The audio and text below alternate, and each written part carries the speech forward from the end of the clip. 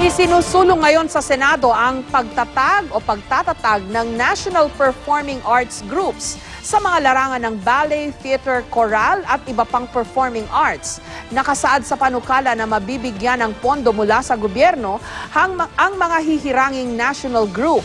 Hindi pabor dito ang National Commission for Culture and the Arts o NCCA, bagamat aminado silang kulang na kulang ang kanilang pondo para sa lahat ng mga Pilipinong may talent sa sining. Live mula sa Maynila, may report si Dano Tingkungko. Dano? Jessica, inihain kamakailan ng isang panukalang layong dagdagan ng pondong inilalaan ng gobyerno sa sining, partikular sa performing arts. Na ayon naman sa National Commission for Culture and the Arts, kulang man daw ang pondong nakalaan para sa sining, sapat naman daw ito para pondohan ang pinakamagagaling.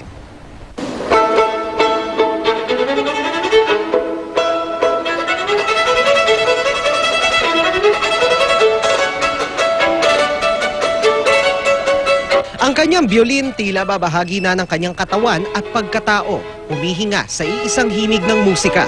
Siya si Chino Gutierrez na maraming unos na sinuong sa ngalan ng pangarap niyang maging violinist. 4 na taon pa lang si Chino nang unang mahumaling sa violin. Dahil sa angking galing, napukaw niya ang pansin ng kanyang mga mentor at naging daan sa isang malaking oportunidad. Coke Balipato's former teacher, Oscar Yatco, is he's a very renowned violinist also and conductor. I performed for him in that masterclass. After that, sabi niya, "What are you doing here? Dapat nasa abroad ka, dapat nasa Germany ka." So he said, "There's somebody who I want to listen to you, but you'd have to come to Germany to play for him." Para mas lalo mapaghusay ang sarili sa violin, ipinagpatuloy ni Chino ang pag-aaral sa Munich, Germany. Pero hindi ito naging madali. Cost of living in Germany, especially in Munich, is very high. My mother she covered that with her own savings. Pero syempre, over time, nauubos din yung pera niya. And then, eventually, kinailangan niya ibenta yung kanyang life insurance, yung kanyang retirement fund, just to keep me in Munich. Humingi raw sila ng tulong sa gobyerno pero ang scholarship ay bukas lang daw noon sa mga postgraduate student. Binigyan naman daw siya ng $1,000 na travel grant. 2 beses napilitang huminto sa pag-aaral sa Munich si Chino. Noong 2006 dahil sa problemang pinansyal. Nakabalik siya sa Munich noong 2010 pero napilitan ulit huminto noong 2012 nang hindi malikom ang kinakailangang €8,000 o kalahating milyong pisong escrow para makakuha ng residence permit sa Germany. I lost months in which I could have learned new concertos, new pieces, rehearsal opportunities because they provide the companies for free. I lost months in which I could have learned valuable insights into these pieces and opportunities in which I could have given concerts as well. Aminado ang National Commission on Culture and the Arts, hindi nila kayang pondohan lahat ng mga may talento. We cannot possibly provide funding for all of them. So we have set a high standard. We fund mainly those who have achieved certain excellence, level of excellence in their fields.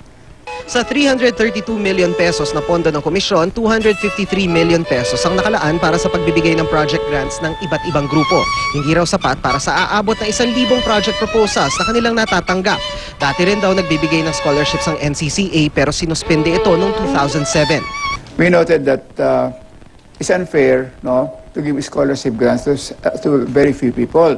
So we suspended giving scholarship grants. Studies abroad are also good because they increase the capability of Filipinos in different art forms. However, we also have a policy to promote a sense of nationhood and identity. Kamakailan lang inihain sa Senado ang isang panukalang layong magtatag ng National Performing Arts Group sa mga larangan ng ballet at contemporary dance, orchestra, theater at choral. Kasama rin sa panukala ang paglaan ng 5 hanggang 12 milyong pisong pondo para sa mga ituturing na National Performing Arts Group sa loob ng 5 taon. Nauna na raw tinutulan ng NCCA ang ganitong panukala. To support a group to become national is a damper of creativity. Kasi pag naging national, a group tends to become complacent. Hindi ba lang national artist? Because it's the same person eh. The national artist is a reward for lifetime achievement. Si Chino naman patuloy na nagpupursige na matapos ang pag-aaral sa Munich. Matapos magtanghal ng mga konsyerto sa iba't ibang bahagi ng bansa at sa tulong ng ilang mga pribadong individual, nabuo ng kanyang pamilya ang kalahating milyong pisong escrow para makabalik siya sa Munich.